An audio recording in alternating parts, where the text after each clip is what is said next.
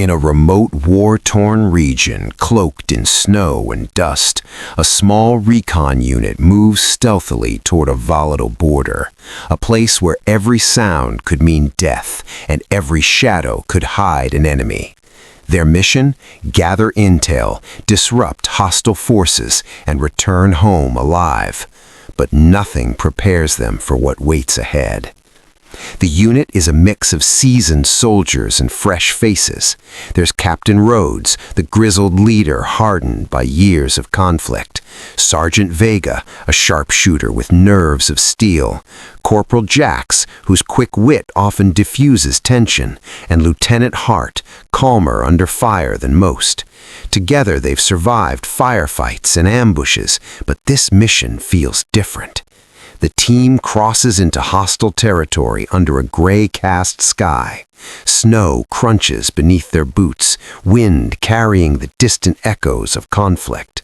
They communicate in hushed whispers, aware that somewhere ahead, hidden observers watch their progress. It's not long before the first signs of danger reveal themselves. Discarded ammunition, overturned packs, distant explosions.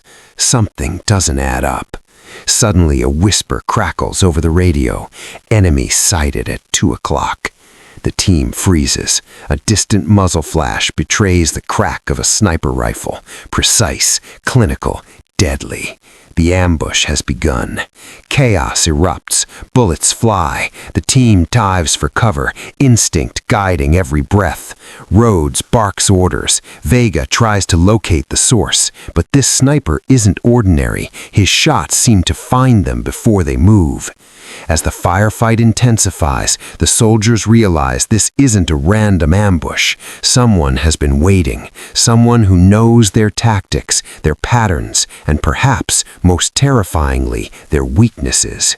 Rhodes leads a quick assessment. Supplies are low. Morale is shaky. The wind bites deeper.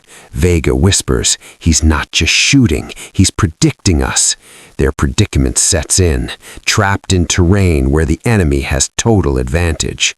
With night approaching and extraction uncertain, Rhodes calls a brief tactical regrouping.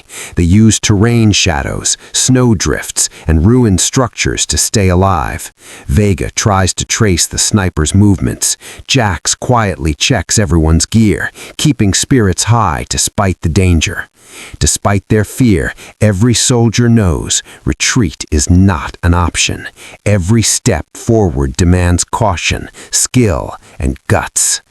Vega finally catches a glimpse, a faint silhouette against the snowy crest, but before she can lock on, the sniper disappears like smoke, and another distant shot echoes. The enemy isn't just lethal, they're elusive, almost supernatural in precision. The team begins to piece it together. This battlefield is a chess game where every move costs blood, and they're up against a master player. As the hours pass, each engagement brings them closer together, but pushes them deeper into danger.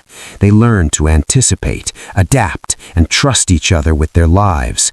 But the sniper's hits are systematic, surgical, and he seems to fade into the terrain itself. Rhodes murmurs, "He's not a ghost, he's hell-bent." The line between fear and focus blurs, and each soldier steels their resolve.